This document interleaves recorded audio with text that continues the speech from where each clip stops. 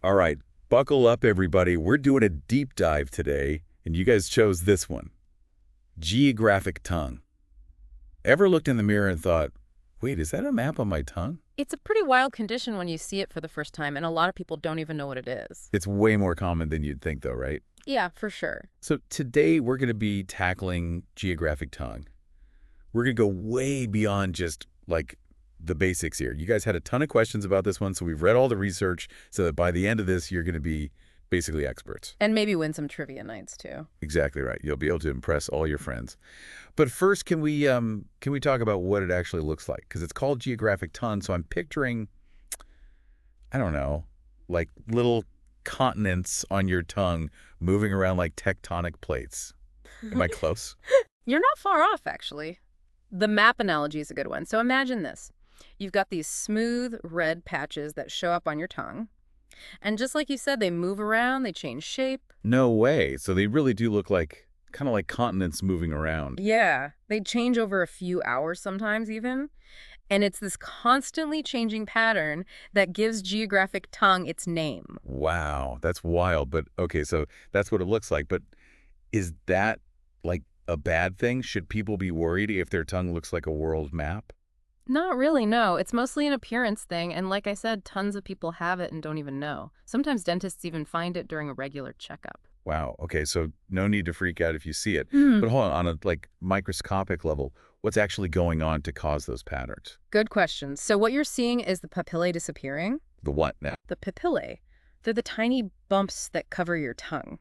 Oh, right. And they're super important for taste and, like, feeling the texture of food. So if those disappear, are you telling me people with geographic tongue can't taste their food? Not necessarily. It can affect taste a little bit, especially with, like, really spicy food. Oh, so like if you bite into a jalapeno. Exactly. Or if you're, like, really into sour candy, that might feel different too. But for most people, it's not a huge deal. Imagine, like, if your tongue is a high-def TV, right? Okay, I like where this is going.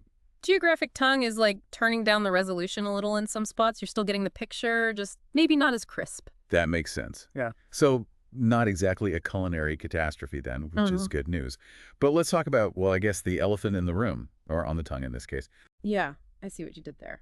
When people hear geographic tongue, don't you think their first thought is this like contagious or something? Totally. It's a natural reaction. But here's the thing. Geographic tongue is what we call benign. Totally harmless. So not contagious doesn't mean there's something else wrong. Nope. And definitely not linked to anything serious like oral cancer. That's one thing people can be reassured about. Okay, good to know. But if it's not harmful, why does it happen at all? Like what causes those weird patterns on the tongue? The million-dollar question. Honestly, that's what's got researchers stumped. We've got some good guesses, but nothing for sure just yet. Ooh, a medical mystery. Mm. I'm intrigued. So what are the top theories? What are we thinking might cause it? So one interesting one is a possible link to certain vitamin deficiencies. We're talking B vitamins mainly. Okay, like not enough B vitamins in your diet. That's what you'd think, right? But here's the weird part. Taking B vitamin supplements doesn't seem to help geographic tongue at all. Wait, seriously? So if it was just about getting more B vitamins? It would be an easy fix, but it doesn't seem to work that way.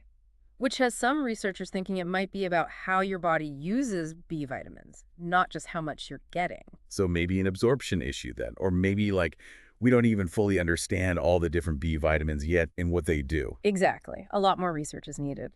But that's just one piece of the puzzle. Another really interesting angle is that geographic tongue might be connected to other stuff going on in the body. What do you mean? Like other medical conditions? Yeah. For example, some scientists think there could be a connection with psoriasis. Isn't that a skin condition? It is. It's where your immune system basically starts attacking your own skin cells by mistake. Oh, wow. So you're saying geographic tongue could be like the immune system doing something similar but on your tongue. That's the theory. It would be like a type of oral psoriasis.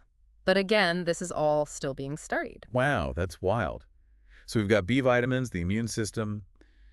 This is getting complex. What else are scientists looking at? Pretty much anything you can think of. Stress is a big one, also allergies, certain medications, even hormones might play a role. Okay, so basically it could be a whole bunch of things working together. Yeah. This is way more interesting than I thought it would be.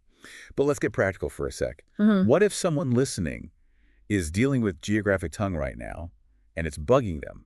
What can they do? So we've talked about what geographic tongue looks like, kind of figured out what causes it, or at least what doesn't.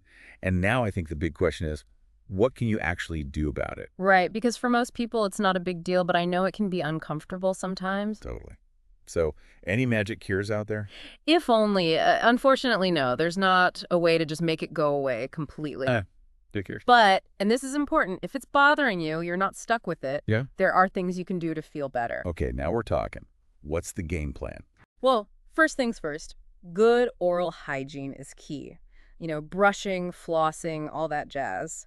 It's important for everyone, of course, but especially if you've got geographic tongue. Makes sense. Keep everything extra clean.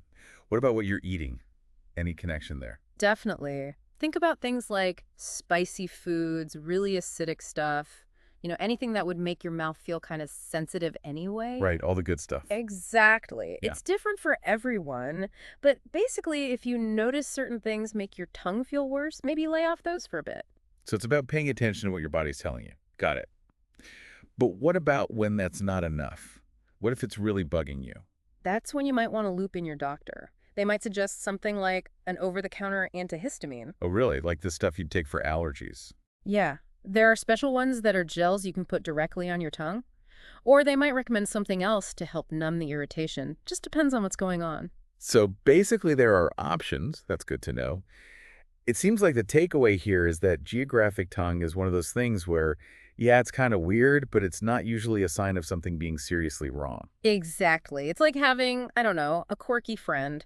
They're a little different, but that's what makes them interesting, right? Love it. Quirky tongue, quirky friend. You gotta love it. And the more we learn about it, the more we realize it's not about fixing it, but just kind of understanding it. Totally.